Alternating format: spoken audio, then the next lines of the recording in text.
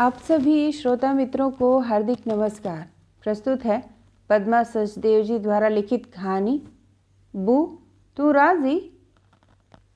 रामनगर के मोड़ पर पहुंचते ही तांगे खड़े हो गए। खड़े होने से पहले घोड़ों ने आगे पीछे होकर तांगे को अच्छी तरह झंझोड़ दिया। तांगे के भीतर पर्दे में बैठी बुआ रानियां होशियार होकर बैठी। बुआ मसा छोटी और बुआ पतू बड़ी, एक 9 बरस की, दूसरी 11 बरस की। दादी जी की इच्छा थी कि दोनों पोतियां एक ही घर में जाएं ताकि उदास न हो। उन दिनों राजपूतों के एक तबके की बेटियां शादी हो जाने के बाद फिर कभी मैके ना आ सकती थीं। विदाई के समय मैके वाले चंदन की लकड़ी दहेज में देते थे ताकि मृत्यु के समय मैके वालों की ओर से चिता में डाली जा सकें। दोनों लड़कियां दहेज और चंदन की लकड़ी लेकर मैके से विदा होकर आ गई थीं और अब ससुराल जा रही थीं। इस उम्र में ससुराल का कोई अर्थ नहीं होता, पर दूसरी जगह जाने का चाव तो होता ही है। जम्मू से यह काफिला मुंह अंधेरे चला था। 8-9 घंटे बाद उधमपुर से रामनगर के मोड़ तक पहुंचा। इससे आगे तांगे के जाने का रास्ता नहीं है। पहाड़ी इलाका है, इसलिए पालकियां ही बड़े आराम से जा पाती हैं। तांगे खड़े हो गए तो मसा ने पतू को कहा, दीदी लगता है पहुंच गए हैं।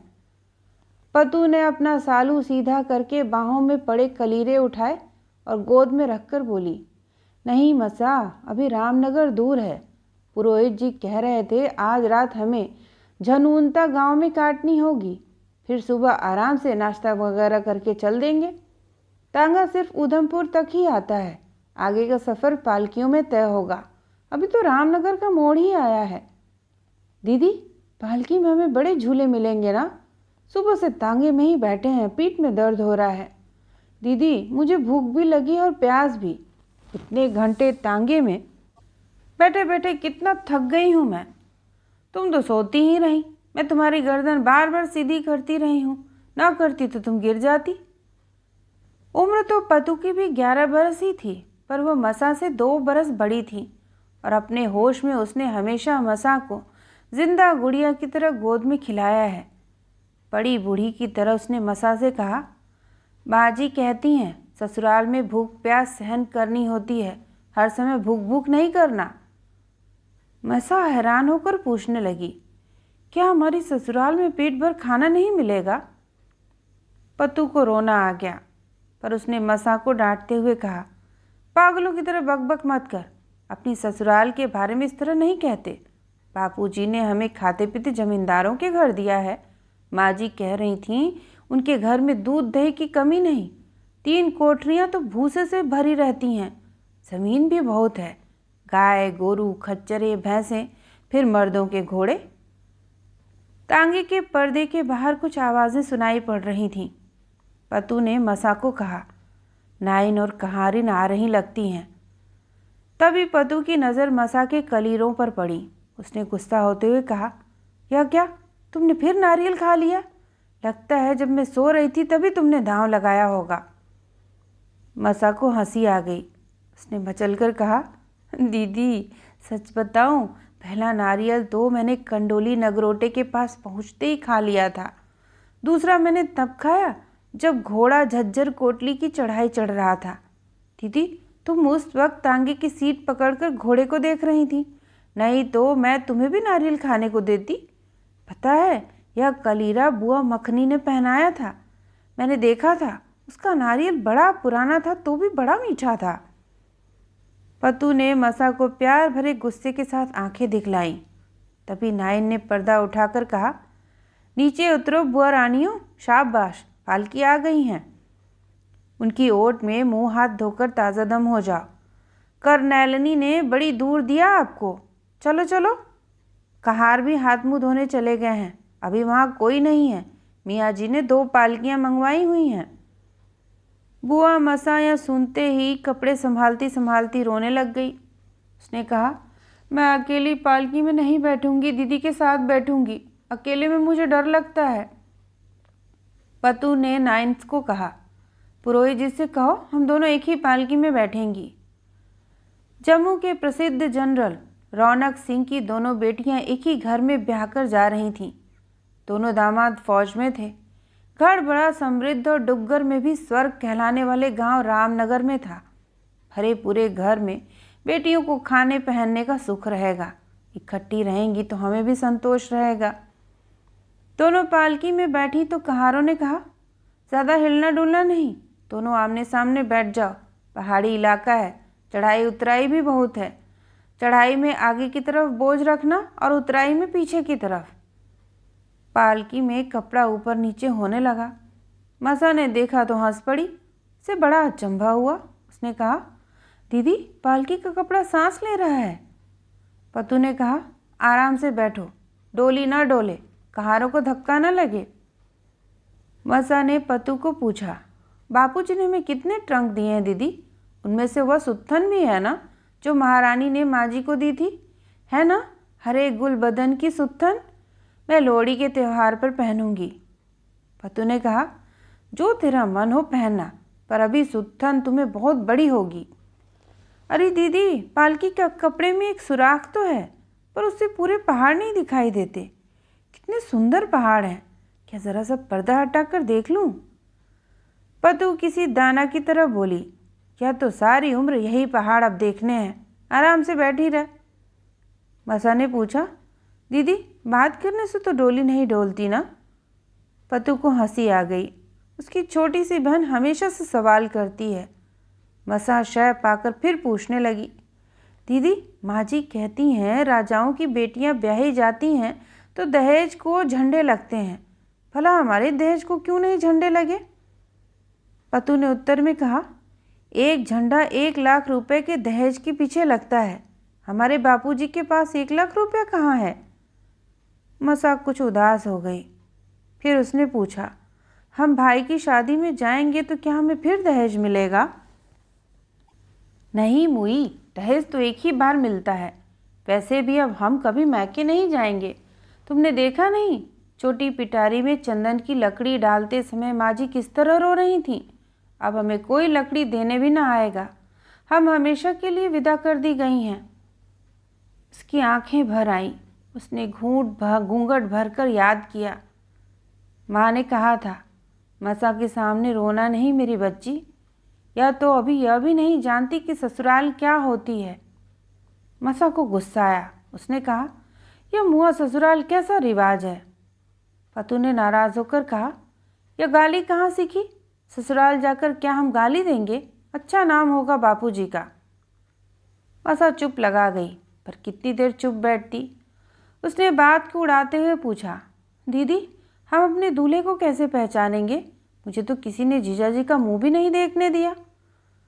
पतू ने गंभीर होकर कहा, ससुराल जाकर भी तुम उनके सामने नहीं पड़ोगी, तुम्हारे जेठ हैं। मसा हैरान हुई। उसने पूछा, तो दीदी तुम क्या लगोगी? पतू ने बचपन से ही मसा को गोदी में खिलाया है। उसने उसे गले लगाकर कहा, तुम्हारी तो मैं दीदी ही रहूंगी मसा। पालकी जरा सी हिली तो कहार चिल्लाए, ओ बुआ रानियों, आराम से बैठो, हिलो नहीं। नाइन और कहारिन एक ही खच्चर पर लदी हुई थीं। वे भी चिल्लाईं, ए बुआ, हिलना नहीं, आराम से बैठो। शोर सुनकर आगे जाते दूल्हे भी मुड़कर देखने लगे। पतू पालकी में बने सुराख से देख रही थी। दोनों दूल्हे सुंदर, जवान, होशियार लग रहे थे। पतू ने सोचा, पता नहीं बड़े दूल्हा कौन होंगे। उसे बड़ी शर्म आई। धीरे धीरे दोनों की आंख लग गई। पहाड़ से बहता पानी राह में से जाकर खड्ड में गिर रहा था। एक कहार का पैर फिसलते फिसलते रह गया। कहारों ने आगे खुली जगह देखकर वहाँ डोला उतार लिया और फिसलने वाले कहार को गाली देने लगे। मुए, अभी तो तुमने 16 मकई की रोटियां खाई थी, क्या भूखे थे? सभी हंसने लगे तो दोनों लड़कियां पालकी में जग गईं। उन्होंने देखा पालकी ज़मीन पर रखी और कहार बातें कर रहे हैं। मसा ने कपड़ा उठाकर कहा, दीदी देखो, कितने पहाड़ हैं और दरिया भी हैं। पतू एकदम जगाने से डर गई थी। जरा सा संभलते ही कहने लगी, क्या दरिया नहीं देखा? क्या तवी से सुंदर है? पता नहीं देविका है या तवी। पतू ने सुराख में से देखा। जरा सा आगे मोड़ पर दोनों दूल्हे सिगरेट फूंक रहे थे। एक खूब जोर से सिगरेट का कश लेता, फिर दूसरे को दे देता। दोनों मुस्कुराने लगते। दोनों नए नए सिगरेट पीने वाले लगते थे। बर्तनों से लदी खच्चर ने गर्दन घुमाई तो बड़े पतीले के साथ बटलोई ठुनकने लगी। कहार बातें कर रहे थे। जगानू गांव दिखाई देने लगा है। वहाँ से झनूनता गांव जाएंगे, फिर जनोत्तरी की बावड़ी में नहाएंगे। वहाँ मंदिर भी है और समय भी, रात वहीं काटेंगे, बड़े मियाँ कह रहे थे। मसा और पतू सुन रही थी। मसा ने पतू को कहा, दीदी हम भी बावड़ी में नहाएंगे ना? पतू ने कहा, मसा हम वहाँ सराय में ही कई कमरे के अंदर बंद होकर नहाएंगे। हम बावड़ी में थोड़े ही नहा सकती हैं, हम तो दुल्हने हैं, सब बाराती होंगे, दूल्हे और उनके रिश्तेदार। हम तो कमरे से बाहर ही नहीं निकलेंगे। जगानू में पालकियों की ढक्की उतारते हुए भी बुआ रानियाँ डरती रहीं। माँ कैसी जगह ब्याह दिया हमें, उन्होंने महसूस किया, पर कहा कुछ नहीं। सफरी हुक्का पीकर कहारों की थकावट भी उतर गई थी। फिर पालकी उठाकर चलने लगे।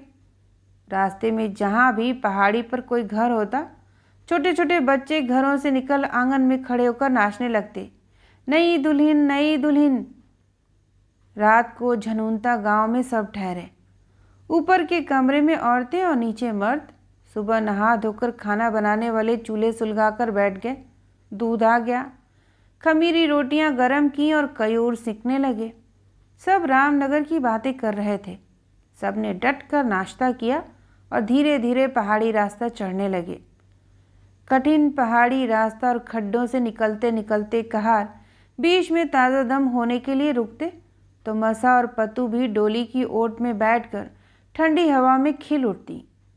बहुएं उतारने वाले घर में एक पुराना बूढ़ा खांस रहा था। अभी ससुराल की दहलीज लांघने का मुहूर्त न था। सब लोग उस पहाड़ी घर के दालान में पसर गए। मसा और पतू को नाइन व कहारिन पिछवाड़े बनी एक कोठरी में ले गई। वहाँ एक पहाड़ी नाला बह रहा था। नाइन ने कहा, बुआ तुम लोग नहा धोकर कपड़े बदल लो, अभी ससुराल जाने का मुहूर्त नहीं हुआ है। नायन की नज़र मसा के कलीरों पर पड़ी। कौड़ियों के नीचे से सूखे नारियल गायब थे। हे भगवान, कौड़ियाँ तो हैं पर नारियल गायब। नंदे कलीरें उतारेंगी तो क्या सोचेंगी? ये कौड़ियाँ मैं अपने झोले में डाल लेती हूँ, नहीं तो सभी कहेंगे भूखी बहुएं आई हैं। कहारिन बोली, तेरा पेट तो खूब भरा है, तभी तो कौड़ियों पर नज़र गई है। चलो बुआ रानियों, कुछ थोड़ा सा चख लो। वहाँ नई बहुओं को कयूर मिलेंगे, पर थोड़ा सा कौर ही लेना। कहीं दूर से बधाइयाँ गाई जा रही थीं। पहाड़ों में आवाज़ दूर से भी साफ सुनाई देती है। कहते हैं पहाड़ भी साथ गाते हैं। ससुराल ऊपर पहाड़ी पर थी, पर आवाज़ें जैसे चांदनी में छन कर आ रही थीं। दोनों लड़कियां एक दूसरे को देखने लगी। ब्याह हो जाने के उत्साह के साथ साथ एक भय भी सिर उठा रहा था। फिर ससुराल की ढक्की चढ़ते, पुनियों पर पैर रखते, ड्योढ़ी तक पहुँचते पता ही नहीं चला कि क्या हो रहा है। फौजी बाजा कोई डोगरी पहाड़ी धुन बजा रहा था। रुपयों की होली में और गुल्लरे की बटलोई में हाथ डालते समय स्त्रियों का मंगल गान कान में पड़ रहा था। ते स्यो हरे ने लाड लडाएगा, दम में बोरिए हथ पोआया। मुंह जुठराने के लिए क्यूरों का थाल आया तो मसा को याद आया, खाना नहीं है, बस ज़रा सा छूना भर है। अब भूख भी किसे रही थी, वैसे भी थकान और नींद के मारे बुरा हाल था। इसके बाद बेहोशी में ही दोनों ने कोई 50 जोड़ी पाँवों पर सर नवाया। देवर की गोद में बैठने की रस्म होने लगी तो औरतों ने कहा, देवर जी, भौजाई भी है और साली भी, बस बैठ जाओ गोदी में। सब हंसने लगे। दुनिया बस गई। इस शादी के 15 बरस बाद जम्मू से फिर एक बुआ रानी चनैनी के राजा के संग ब्याही गई। महाराजा प्रताप सिंह की बेटी को महाराजा हरि सिंह के 15 झंडों का दहेज दिया। फिर बहन की पालकी के आगे खड़े होकर पूछा, बुआ रानी कोई कमी तो नहीं रह गई? बुआ रानी की भर्राई सी आवाज़ बड़ी मुश्किल से समझ आई। उन्होंने कहा हाथ जोड़कर, मुझे बुलाना महाराज। महाराज ने हाथ जोड़ते हुए कहा, कल रात का भात आप यहीं खाना। चमत्कार हो गया। राजपूतों की ब्याही बेटियां मैके भी आ सकेंगी। रास्ता खुल गया। महाराजा हरि सिंह जी के गुणगान होने लगे। खबरें सब जगह फैल गईं। मसा और पतू के भाइयों ने भी सुनी तो घोड़े कस लिए। घर में कहा, आज रात उधमपुर में काटेंगे, परसों सुबह अपनी बहनों के पास ही नाश्ता करेंगे। घोड़े दौड़ने लगे, कुछ ख्यालों में, कुछ सड़कों पर। रामनगर में अभी खबर न पहुंची थी। सुबह काम में गोरू खोल कर गए तो मसा और पतू दोनों बहनें पिछवाड़े जाकर गोबर पाथने लगीं। मसा एक आ भरकर बोली, बड़े भैया की रानू भी ब्याहने लायक हो गई होगी। हमारी तो दोनों बेटियां ब्याही गईं, इसे भी अच्छा घर मिल जाए। पतू ने कहा, सुना है भाभी जी के मैके वाले राम बन के बड़े शाह हैं, बड़े रसूख वाले हैं, अच्छे लड़कों की क्या कमी है। मसा को जैसे कुछ याद आया। गोबर मलते मलते उसने कहा, दीदी वह राम बन की ही गोली थी ना, जिसे कभी कभी माँ जी महलों में मिलने जाती थी। हाँ, वो नरातू तुम्हें कैसे याद आ गई? वह मामी जी के मैके की लड़की है। 9 बरस की विधवा हो गई थी, फिर रनिवास में आ गई। उन दिनों राजा के सिपाही इस तरह की अनाथ और सुंदर लड़कियों को ढूंढने में घूमते रहते थे। फिर वे दरबार में लाई जाती। रानियों के पास उनको टहल सेवा या फिर दूसरे कामों के लिए रख लिया जाता। गरीबों की बेटियों के बदले उन्हें कुछ मिल जाता। उन लड़कियों से मिलने वाली पहाड़ी सौगातें, कभी गुच्छियाँ, कभी कलाड़ियाँ, कभी मकई का आटा दिलाते। कितनी कितनी देर ड्योढ़ी पर बैठे रहते, कभी सारा दिन भी हो जाता। मसा हैरान होकर सुन रही थी। उसने कहा, दीदी सौगातें तो ज़्यादा ड्योढ़ी अफसर ही ले जाता होगा। हाँ मसा, कुछ दिए बगैर कहीं भेंट होती होगी। फिर लड़की आती तो भी सब सामने क्या बात हो पाती। आने वाला पूछता, बू तू राजी? अर्थात बुआ तुम ठीक? बुआ गर्दन हिलाकर आंखों में हाजी कहती और आंखों में गंगा जमुना भरकर चली जाती। बू तू राजी? इतनी सी बात पूछने के लिए कितनी देर बैठना पड़ता। उसने आह भरी। मसा ने कहा, चलो हमसे तो वे भाग्यशाली ही हैं, हमें तो कोई यह भी पूछने नहीं आता। फिर मसा ने कुतूहलवश पूछा, पर दीदी ये लोग क्यों मैके नहीं जा सकती थीं? पतू ने कहा, नहीं, रनिवास में जो भी आ जाता है वो फिर दहलीज नहीं लांघ सकता। कहते हैं एक बार महाराजा प्रताप सिंह जी को अंग्रेज़ रेजिडेंट ने कहा था कि मेरी मेम रनिवास में जाकर रानियों से मिलना चाहती हैं। राजा ने कहा, हमारे धन्य भाग में आए, पर हमारे यहाँ एक रिवाज है कि जो स्त्री रनिवास में आ जाती है वो बाहर नहीं जा सकती। फिर मेम ने आने की हिम्मत नहीं की। इस बात पर दोनों खिलखिलाकर हंस पड़ी और उपले पाथने लगी। मसा और गोबर लेने के लिए मुड़ी तो दूर पहाड़ियों में से उसने 2 घुड़सवारों को आते देखा। उसके हाथ वहीं रुक गए। घुड़सवार तब तक ढलान में ओझल हो गए थे। मसा ने बड़े चाव से पतू को कहा, दीदी कोई 2 लोग घोड़े पर आ रहे हैं, शहर के लगते हैं। पतू ने हाथ से गोबर पोंछते हुए कहा, तुम्हें ऐसे ही लगता रहता है, देखो कोई भी नहीं है। उसी वक्त घुड़सवार फिर चढ़ाई पर आ गए थे। सूरतें तो पहचानी न जाती थीं, पर केसरी पगड़ियां दूर से दिखाई दे रही थीं। पतू ने खुश होकर कहा, उनके कंधों पर बंदूकें भी हैं, चलो आएंगे तो हम भी अपने घर का हालचाल पूछेंगे। मसा ने घबराकर कहा, देखो दीदी सूरज कहाँ आ गया है, अभी हमें नहा धोकर रसोई भी बनानी है। आज बापूजी भी उधमपुर से आ जाएंगे, कामें भी उनके साथ हैं, खाना जल्दी तैयार होना चाहिए। फिर उसकी नज़र अपने आप रास्ते पर घूम गई। पहाड़ी चढ़ते उतरते घुड़सवार चांद की तरह कभी नज़र आते, कभी ओट में हो जाते। अब घुड़सवार इस तरफ आ रहे थे। पतू ने देखा तो उसके हाथ से उपला गिर गया। उसने घबराए हुए स्वर में कहा, मसा ये तो अपने भाई लगते हैं, सारी शक्ल बापूजी की तरह है। हे राम, अगर राजा को पता चल गया तो क्या होगा। मसा उधर ही देख रही थी। उसने कहा, देखो छोटे पंडित को कुछ पूछ रहे हैं। उसने हमारे घर की तरफ इशारा किया है। हाँ मसा, ये हमारे ही भाई हैं, हमारे माँ जाए। दोनों घबरा गईं। भाई क्या सोचेंगे, जनरल की बेटियां उफले पाथ रही हैं। राजा चोरी से आए होंगे तो पता नहीं क्या सज़ा मिलेंगी। हे राम, अब घुड़सवार चले तो उन्होंने जी भरकर उन्हें देखा, फिर एक दूसरे का हाथ कसकर पकड़ा और पहाड़ी से छलांग लगा दी। तो ये थी पद्मा सचदेव जी द्वारा लिखित कहानी। सुनने के लिए आप सभी का धन्यवाद।